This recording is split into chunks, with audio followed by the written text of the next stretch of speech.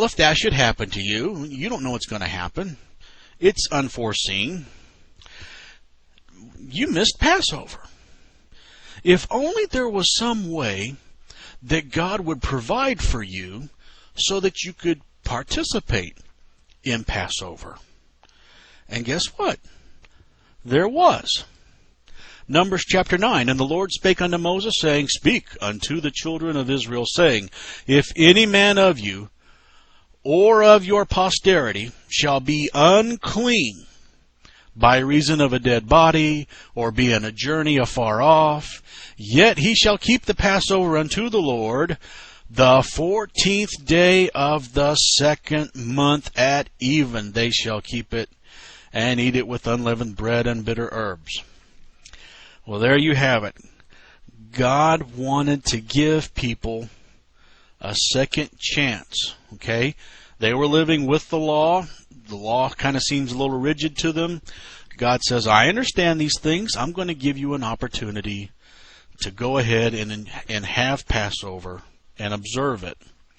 Now, we in America would probably think, oh, I got sick and I missed it. I'll just do it, maybe the next weekend or let's see, a week from the 14th. That would be the 21st. I'll just do it then. Well, no. God has a formula here. He really likes that 14th day.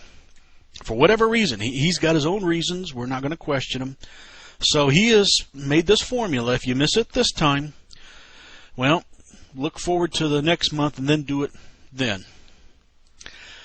Now back to that 2nd Chronicles verse. The people of 2nd Chronicles, they found out that they were totally in the wrong.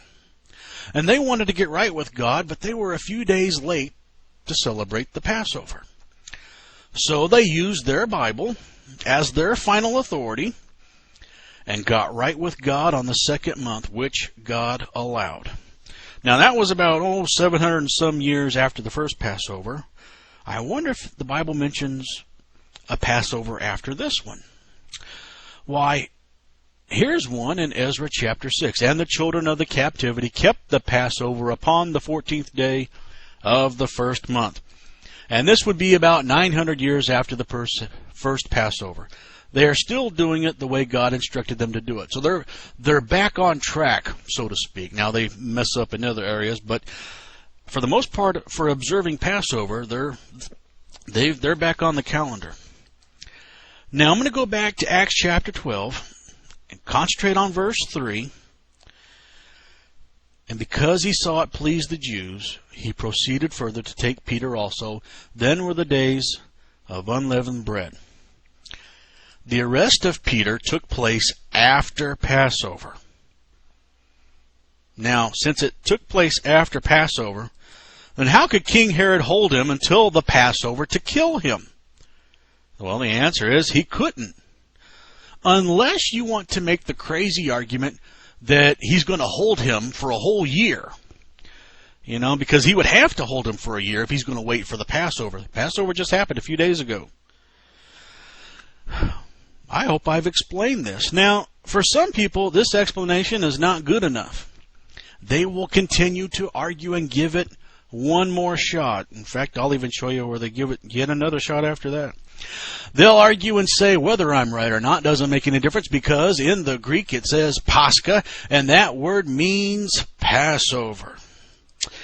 And they'll say that the Greek language would call for a different word for Easter, an entirely different word. Now, if they ever tell you that, you ask them, then what Greek word do they use for Easter?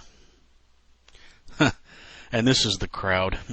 They're usually in an all-fired hurry to tell us what Greek words mean anyway, so this should be right up their alley, but they will probably resist and not even tell you. So let's find out for ourselves. I wonder what the Greek people, the Greeks, living in the country of Greece, I wonder what word they use when they say, hey, it's the month of March. I wonder when Easter's coming. That's not an uncommon question. We ask that all the time over here in America. You know, Easter's all over the place. It can be in March or as late as April 25th. Who knows when it's going to be? They have a formula to figure that all out. Well, I happen to have a Greek friend. I asked him, I said, Nicholas, that's his name, by the way, Nicholas, what word do you guys use when you say Easter? Now, Nicholas is not a Bible-thumping Christian like I am. He had no idea the context of why I'm even bothering to ask him. I asked him in the month of May, you know, it was the last thing on his mind. He said, Easter? Oh, yeah, that's Pascha. Pascha. My Bible is correct. But they're going to take another shot at it. And here it is. Here's their ace in the hole from Luke 22. They hope that this is going to be a rock that flies through the air and strikes us, because we're the, mean old Goliath to them. And this is going to stagger us, and they're going to swoop in and give us the death blow or whatever. But no. But here it is. Now the feast of unleavened bread drew nigh, which is called the Passover. Wow. That's their verse. Well, I'll say this for it. It's slightly vague. I'll give them that. Sure. Do you really think that this one little verse is going to refute all of the verses I've just shown you? Do you think for 1 minute that Luke himself doesn't even know what Passover is? My final authority is Jesus. This is how I shrug off that. And he said, Go into the city to such a man as say unto him, The Master saith, My time is at hand.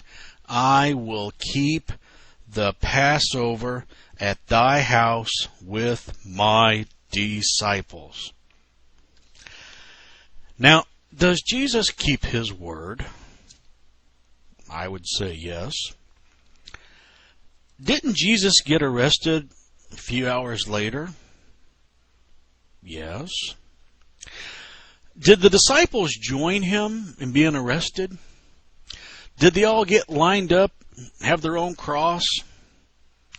Were all the disciples put in the grave for a few days with Jesus? No. If the Passover were an 8-day event, then Jesus didn't keep his word to spend it with his disciples. So here's what happened. Herod the king arrested Peter during the days of unleavened bread. He intended after the pagan festival of Easter to bring him forth to the people and eventually to kill him, of course. This all works just fine and dandy. Easter can come as late as April 25th. Somewhere between the 15th and the 21st is when Peter is arrested. And then in just a few days, a few short days, Easter would be here and over. And then King Herod would turn his attention to Peter. He's already got him locked up. He thinks Peter's going to stay in there. Of course, God has other plans and gets Peter out of there. A modern day equivalent of this would be if you get arrested on December 28th, a few days after Christmas. Well, they may hold you until after New Year's before they, do much with you or you see the judge. Or I don't know all the legalities of that, but that's the nearest modern day equivalent I can give you. It fits.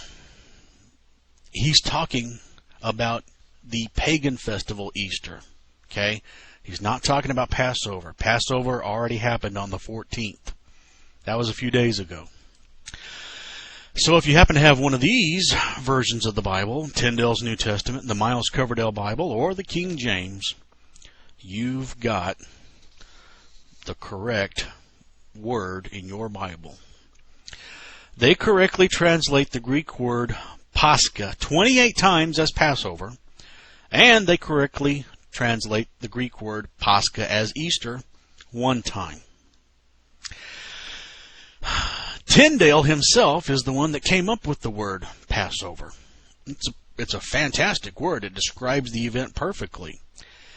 And when he got to that verse in the book of Acts, he realized, wait a minute, this time it won't fit this way. And so he was wise enough to choose Easter. That's the one that fits.